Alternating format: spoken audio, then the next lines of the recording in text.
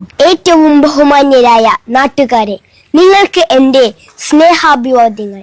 നാം ഏവരും വളരെ അധികം ഗൗരവത്തോടെ മനസ്സിലാക്കുകയും ഉൾക്കൊള്ളുകയും ചെയ്യേണ്ടുന്ന സുപ്രധാനമായ ഒരു വിഷയത്തെ പുരസ്കരിച്ചാണ് ഇന്ന് ഞാൻ സംസാരിക്കുന്നത്.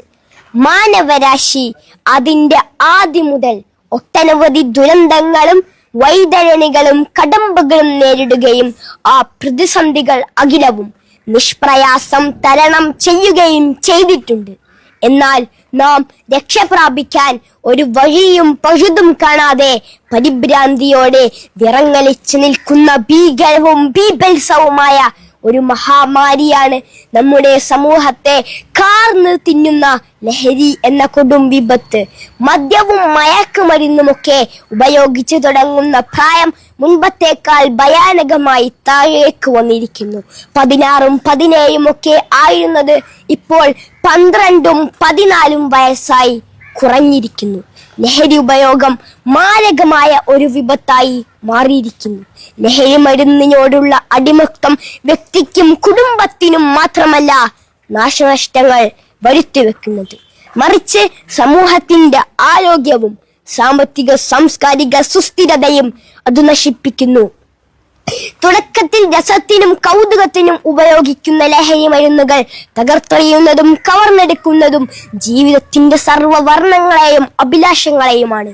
ദൈവത്തിന്റെ സ്വന്തം നാട് എന്ന് വിളംബരം ചെയ്ത വർത്തമാനകാല കേരളത്തിന്റെ കൗമാരവും യൗവനവും ലഹരി എന്ന ചെകുത്താന്റെ കരാള കരങ്ങളിൽപ്പെട്ട് നട്ടം തിരിയുന്നു.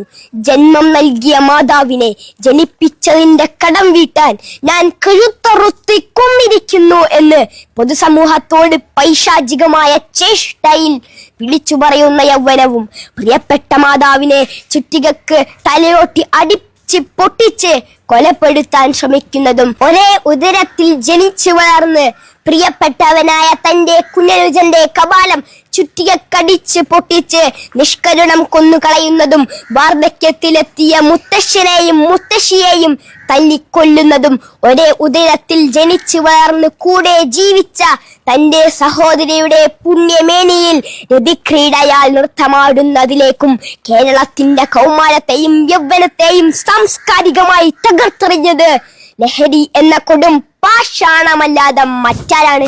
പറക്കമുറ്റിയിട്ടില്ലാത്ത, ജീവിതത്തിലേക്ക് കാലെടുത്ത് വെച്ചിട്ട് പോലുമില്ലാത്ത 10ാം ക്ലാസ്സിലെ പാവം ഷഹബാസിന്റെ കണ്ണ് കുത്തി പൊട്ടിച്ചിട്ടും കലിയടങ്ങാതെ തല്ലിക്കൊല്ലാൻ സോഷ്യൽ മീഡിയ വഴി ഭീകരമായി ആഹ്വാനം നടത്തിയവർ അവസാനം കൊന്നുകൊലവിളിച്ച് സംഹാര താണ്ഡവ നൃത്തമാടുന്ന വർത്തമാനകാല കേരളത്തിന്റെ ലക്കും ലഗാനവുമില്ലാത്ത രാസലഹരിയാൽ ഭ്രാന്തി പിടിച്ച കേരളത്തിന്റെ കൊടൂര കൗമാരമേ, എവിടേക്കാണ് നിങ്ങൾ പോകുന്നത്?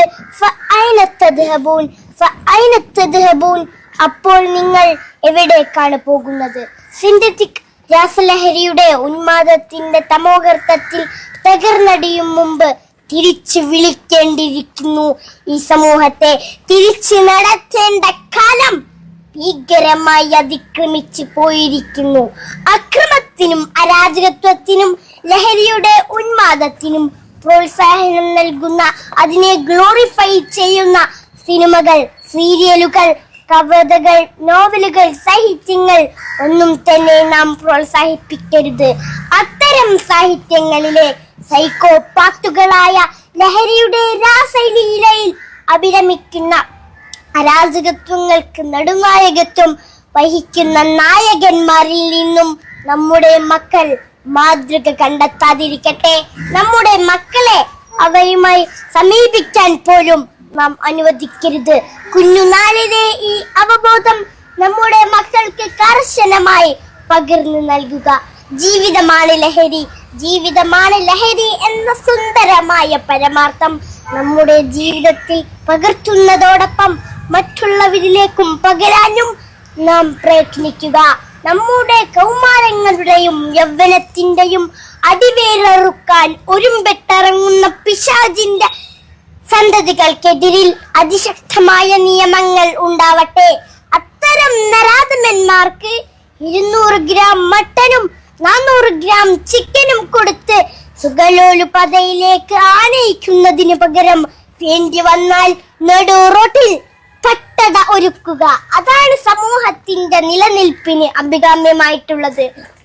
ലഹരി വിമുക്ത നവകേരളം പുനഃസൃഷ്ടിക്കാൻ നാം ഓരോരുത്തരും ഒത്തൊരുമയോടെ പ്രവർത്തിക്കുക, പ്രാർത്ഥിക്കുക, പരിശ്രമിക്കുക.